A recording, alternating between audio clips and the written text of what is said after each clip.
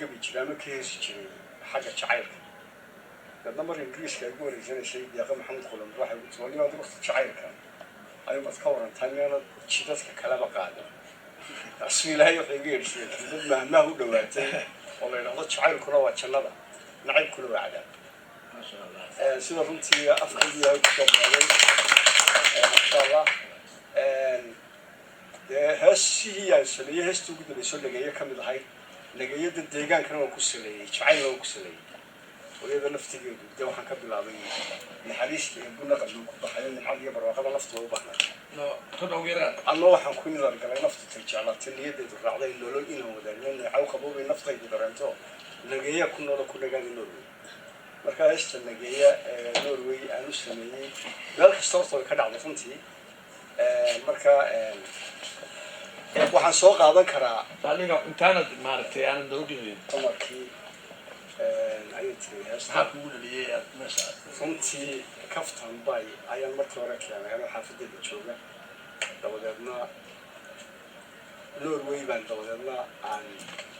ka yara kaftamay dadna inaan yaroo aan halkan ku xusayo walaashahay aad u too magaalada noocan marka samar bay ahayd runtii dadna aad bay qurux badnay balakoon baa soo taago dadna naxariistan ee ku naqan doo ku baxay nimcad iyo barwaaqada naftu way u baahnay qalcadaas ay soo dhacday dadna waxaan ku sameeyay markaa reerkay yalla waxaan ku nidar galay naftu jeclaatay niyadeedu raacday lololina wadaagnan caqabada nafteeda darantay iyo kullu kullu gaadi loo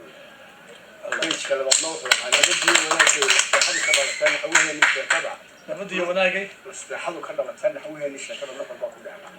هذي قلنا نور يفتون نصيب كيك القعد كاي لولو الشيء نقول له نعاقب هو بنفسه يدرنتو نجايا كل قاعد نور هذا صعب قليل نقطتي أو قيمة بدن أو ناقص تكاد على بنتي نحضر كمان حنكون حصيا مانتا ولا متيت في سوينتا بهول يضل ينشوا الواحد هنا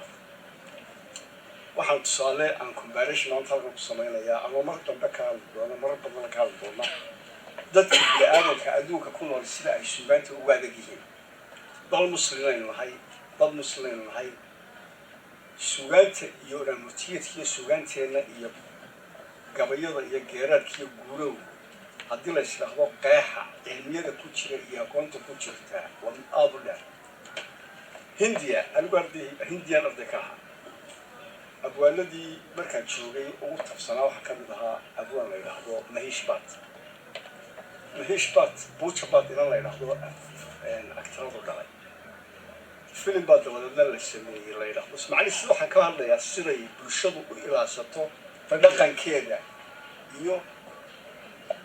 sharaftiisa inagoo dad muslima ah ayaa waxaan u kombeergareeyey hindida ayaa inaga wanaagsan ilaalinta suugaanta iyo dhaqanka mahish baad baa xusameeyey filim la yidhaahdo khanaayak waxaa matalay nin la yidhaahdo aad garanaysaaba ina suudidu oran jiray sanjay duut maaguuri dhaagsina la yidhaahdo actiradka ahay oo dadka qaali ahayd waqtiyada filimkii dil la yaraa matalaysay dadna wuxuu ku odhanayaa hees buu ku soo daray uu leeyahay joolijebi jekia haddaad internetka ka raadsan ama youtube ku helaysaa jooliga waxaa la yidhahdaa kinshaliga dumarka sanad bay maxkamad ku socoto waxaa la yidhi jooliga waxa ka hooseeya waad ogtayaa kuugi soo qaada iyaduna waxay ku jawaabaysaa joolije meeraad leh wadnahayga ka hooseeya marka waxaan xasuustay abwaano soomaaliyeed oo heeso laga qaado aroosyada soddonii iyo soddonkii oo jooga waan aad uga cadhoon runtii waayo dad isleen lahay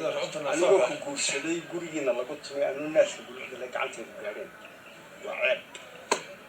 ceeb